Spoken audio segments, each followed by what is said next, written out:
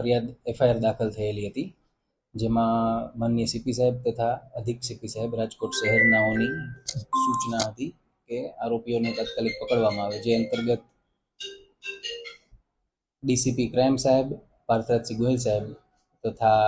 Cyber crime police સ્ટેશનની PI હેઠળ એક ટીમ બનાવવામાં આવી હતી. અને આ ટીમ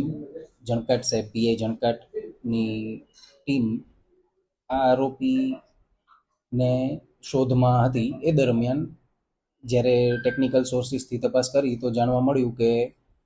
આ ફરિયાદમાં આરોપીએ એલેક્સી નાદિયા નામનું એક ફેસબુક આઈડી બનાવેલું હતું અને જેના દ્વારા તેને ફરિયાદીનો કોન્ટેક્ટ કરી અને વિદેશમાં બિયારણ એક્સપોર્ટ કરવાની લાલચ આપી અને ફરિયાદી સાથે અલગ અલગ વોટ્સએપ નંબર તથા અલગ અલગ ઈમેલ આઈડીના માધ્યમથી કોન્ટેક્ટ કરી અને વિવિધ ખાતાઓમાં રૂપિયા નખાવેલા હતા, જેમાં કુલ રકમ 31,48,900નો ફ્રોડ થયેલ હતો.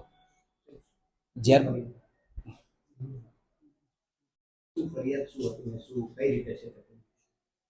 આના અંતર્ગત આરોપીએ એલેક્સી નાદિયા નામનું એક ફેસબુક આઈડી બનાવેલું હતું અને તેના દ્વારા ફરિયાદીનો કોન્ટેક્ટ કર્યો હતો અને તેના સાથે વાતચીત કરી હતી, જેમાં તેને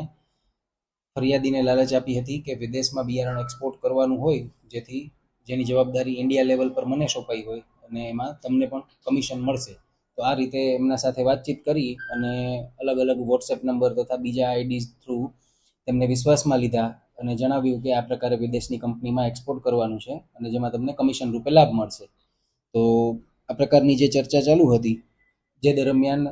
ફરિયાદીએ અલગ અલગ બેંક એકાઉન્ટમાં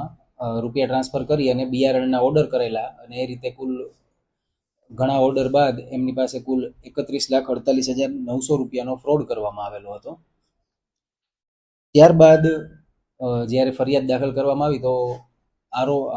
એલેક્સી નાદિયા નામના ફેસબુક પ્રોફાઇલની ટેકનિકલ તપાસ ચાલુ કરવામાં આવેલી, જેમાંથી એક ઈમેલ એડ્રેસ મળેલ અને તેનાથી આગળ જ્યારે સાયબર લેબ અને પીઆઈ જણકાટની ટીમે જ્યારે ટેકનિકલ તપાસ કરી તો તે તપાસમાં વિવિધ એકાઉન્ટ ઈમેલ આઈડીની માહિતીઓ આવી તથા મોબાઈલ નંબરની માહિતી આવી, જેના પરથી લોકેશન ટ્રેક કરવામાં આવ્યું તો આરોપીનું લોકેશન દિલ્હીનું આવતું હતું, જેથી અહીંયાથી એક ટીમ પીઆઈ જણકાટ સાથે એક ટીમ રવાના કરવામાં આવી અને ત્યાં તપાસ કરતા ટેકનિકલ અને હ્યુમન ઇન્ટેલિજન્સનો ઉપયોગ કરી અને આરોપીને અટક કરવામાં આવેલો હતો. અને આરોપીનું નામ છે ઓકાફોર કિંગ્સલે ન્વેકે, જે મૂળ નાઇજીરિયાનો નિવાસી છે અને 38 વર્ષનો છે. તેની અટક કરી અને હાલ એને પોલીસ કસ્ટડીમાં રાખેલ છે અને આમાં ગુનો બીએનએસ કલમ 316(2) અને